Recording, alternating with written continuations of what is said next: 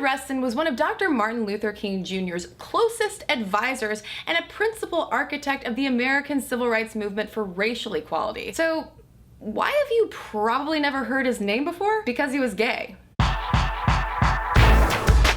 To me, this Quaker-born pacifist Bayard Rustin is probably one of the most important Americans that many of us have never heard of, myself included, until just a few weeks ago when I ran across his name and was like, why have I never heard of him before? No, seriously, I was doing a lot of this. And the more I learned about Bayard Rustin, the clearer it became that a civil rights hero was almost erased from history all because of homophobia. Who organized the first freedom ride in 1947 challenging segregation on interstate buses? Rustin. Who helped organize the Montgomery bus boycotts in 1956? Rustin. And around that same time, who introduced MLK Jr. to Gandhi's teachings of nonviolence? Rustin. In 1957, who helped Dr. Martin Luther King Jr. found the Southern Christian Leadership Conference? I'll give you one guess. It's Rustin.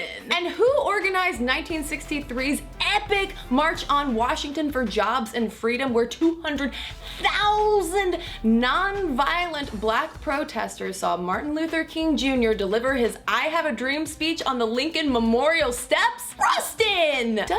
But it was also Bayard Rustin who was arrested and jailed for 6 months in 1953 on the charges of sexual perversion for allegedly having sex with another man. Because at the time, being gay was essentially illegal in the United States. It wouldn't be until 1962 that Illinois would become the first state to decriminalize sodomy and thus decriminalize being a gay man. It wouldn't be until 1973 that the psychiatric community would finally remove homosexuality from its handbook of mental disorders. And in the wake of that arrest, Rustin, who was openly out to his friends and family, including his grandmother, who he came out to when he was a teenager, and she was basically like, Bayard, you do you, it's fine. He wrote that, quote, sex must be sublimated if I am to live in this world longer. In other words, Rustin knew that he had to publicly closet his sexual orientation if he was also going to publicly fight for civil rights and racial equality. But that still wasn't enough for organizations like Fellowship for Reconciliation that ousted him after that 1953 arrest. And that also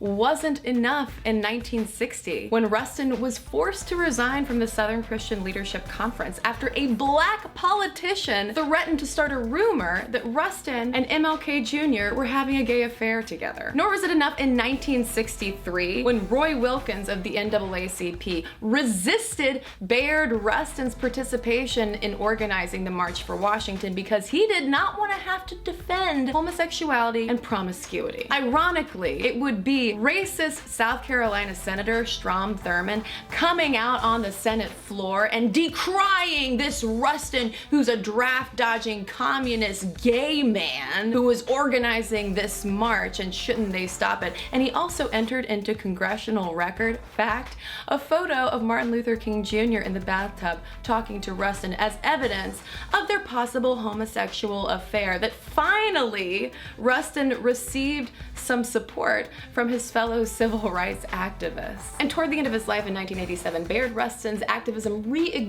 only this time championing gay rights, his sexual orientation and sex no longer having to be sublimated. He adopted his long-term partner, Walter Nagel, because at that time, gay men of course couldn't get married, and adoption was the closest that they could come to being legally bound as family. An embodiment of intersectionality, Bayard Rustin once said that we need in every community a group of angelic troublemakers. And to that I would add, we also need to rewrite those troublemakers like Rustin back into history where they rightfully belong.